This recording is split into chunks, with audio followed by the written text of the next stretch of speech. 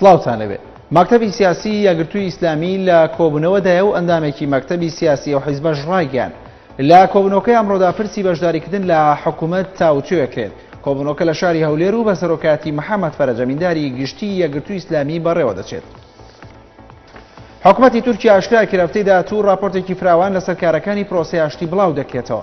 وەزیری ناوخۆی تورکیا ڕایگەیاند ئەوان سوورن لەسەر ئەنجامدانی پرۆسەی چارەسەری و کۆتاییهێنان بە پرسی تیرۆر. کۆمسیۆنی باڵای سربەخۆی هەڵبژاردنەکان ڕایگەیاند لە هەڵبژاردنە چاوەڕوانکراوەکەی پەرلەمانی عێراق 250 قەواری سیاسی بەشداری دەکەن و کێبڕکێ لەسەر کورسیەکانی پەرلەمانی عێراق دەکەن. لە کۆنفرانسێک لە فیستیڤاڵی فۆکسێک بۆ ئاشتی کە لەلایەن ئەکادیمیای ئاشتی ئیتالیەوە بەڕێوە چوو کچە کوردێکی سنەیی خەڵاتی ئاشتی فیستیڤاڵەکەی پێبەخشرا.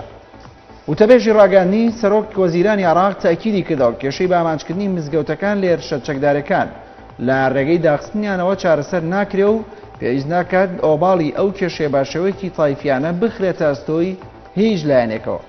ویلایەتە یەکگرتووەکانی ئەمریکا ڕایگەیاند بەپێی ئەو ڕێکەوتنە ئەتۆمەیی کە لە نێوان ئێران و 6 وڵاتە زلێزەکەی جیهاندا ئیمزاکراوە. ئێران دەتوانێت بە ملیاران دۆلار لە فرۆشتنی بەشێکی دیایکراو لە نەوت و بازرگاریکردن بە زێڕ و مادەگرانباکانی ترەوە بەدەست بێنێت. کوتێک لە هەواڵەکانتان پێشکەشکرا. هەر شاد بن.